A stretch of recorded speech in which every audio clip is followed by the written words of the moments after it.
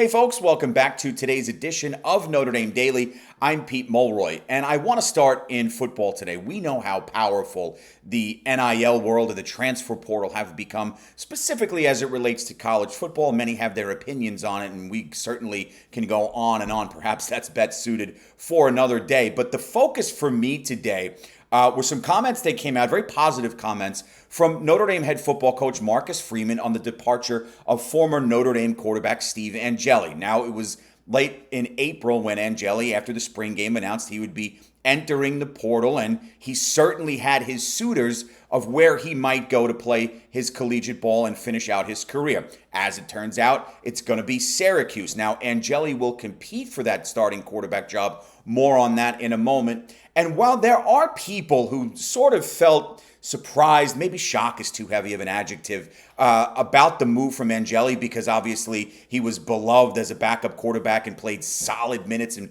gave him a crucial drive in the first half of that Penn State national semifinal, 6 of 7, 44 yards, leading to a much-needed field goal near the end of the half. But from my perspective, I didn't think it was all that outlandish and all that out of left field, because I believe that Marcus Freeman, going into the spring and into the summer and then eventually the fall, and we're basically, just a little over 3 months away from the season opener in Miami, I believe that Coach Freeman wanted to go into the depths of that calendar schedule with a two-quarterback race, and that's what we have now. It's C.J. Carr or Kenny Minchey, C.J. Carr, however you look at that.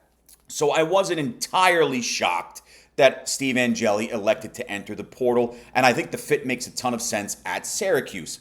Earlier this week, in speaking with the media, Marcus Freeman, who had been relatively quiet, right? We didn't hear too much one way or the other about his beliefs on the transfer of Angeli, that we all know he had his opinions, was talking to different media outlets for the first time in quite some time about Steve's departure, saying, quote, "I'm a huge fan of Steve." In his initial quote to the media, "I support him because it was the right decision for Steve." And the key here was that in these conversations, Freeman also noted that outside of enjoying Steve Angeli as a person, he was happy that he went to a place that made a ton of sense because, quote, "it's going to give Steve probably a better opportunity for him to be the starter in the fall." And I think that's accurate. I think that's true. I didn't think you'd have any bad blood here. I mean, Marcus Freeman is class personified on top of being an excellent head football coach. And I think the fit for Steve Angeli, coupled with what Notre Dame has tried to do in the portal with the influx of 8 new guys that we'll start to talk about as the days and weeks go on, but specifically to get this two-headed race at the quarterback position, I think it works out for all parties. Angeli will battle for the Syracuse job in the fall. Most of that competition is going to be with LSU transfer Ricky Collins, while Carr and Minchey obviously battle it out for the same role in South Bend, though both, at least from where I'm sitting and from what I hear from friends out there, they're both going to carve their own little niches in the offense ahead of the August 30th opener down in South Beach against Miami. Ironically enough, the next couple of years it'll happen. Notre Dame will play Syracuse this upcoming season. Notre Dame will host the Orange in South Bend on November 22nd. So it's nice to hear some positivity from Marcus Freeman about the departure of his former beloved backup quarterback, Steve Angeli. And those of you ready to roll, it was all the rage the last couple of weeks. The tickets are going to be on sale. How do we get in line? How do we get our early access to it? Well, ND tickets are now on sale for the 25-26 football season. August 31st on the road in South Beach. So the Irish open away from home. But tickets for that opening home slate are now available to the masses. At least right now, though, from what I was reading yesterday, September 13th, the home opener against Texas A&M, which was a huge draw as soon as it came out, and the October 18th night game against USC. For right now, those are sold out. I guess you want them, you got to go third party, right? Additional tickets, September 20th against Purdue. I'm actually going to be in South Bend for that one. October 4th against Boise State. That's a huge draw. Never had this matchup in football before. And then the Syracuse contest on November 22nd remain open for purchase. FightingIrish.com, the official outlet of Notre Dame Athletics, is offering access to putting your names in to get access to these tickets for the home games.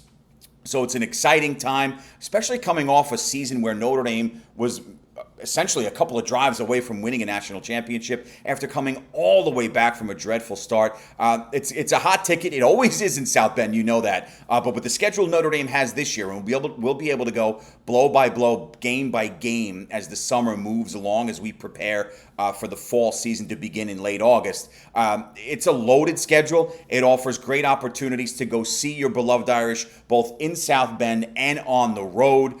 SEC opponents, ACC opponents, the like. It's going to be fun. It's going to be one heck of another campaign, and the Irish certainly in the mix for another berth in the college football playoff. And I do want to wrap today. I teased this a bit yesterday. Moving forward, the show is going to be football centric. Lots going on with NIL, the portal, the upcoming seasons, game breakdown, film breakdown, recruiting breakdowns, all that. But the NCAA track and field outdoor championships are underway, and it's a big deal, especially when you start with the women. You had Jillian Stafford yesterday finishing 37th out of 48th in the women's hammer with a mark of 54.9 meters.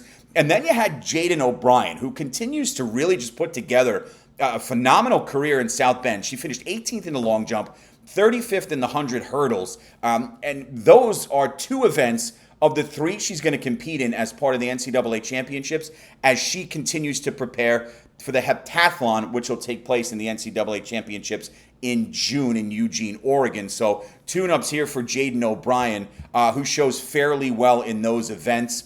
You had the 1,500-meter women's prelims, Gretchen Farley, 4 minutes and a shade over 17 seconds. And then you had the 10,000-meter semifinal. Amaya Aramini, Mary Bonner-Dalton, and Ariane Olsen all posting scores at 33.51 for Aramini, 34.26.87 for Dalton, and then Olsen at 34.44.41. And then Aaron Sturzalecki posted the best time in that semifinal for the Irish, finishing 17th at 33 minutes, 26 seconds.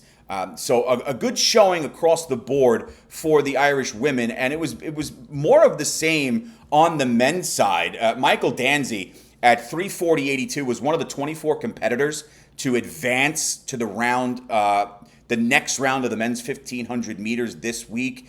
10th overall, 4th in his heat. And that time was more than enough to clear him into the quarterfinals. Teammate Dalen Ackley's going to join him as his posted time of 3:44.21 has him as one of the top 4 players to not place within the top 5 in the heat. And again, both of those guys are now going to advance to the 1,500-meter quarterfinals, which will take place over the upcoming weekend. You also had the 10,000-meter men's semifinal. Ethan Coleman was outstanding.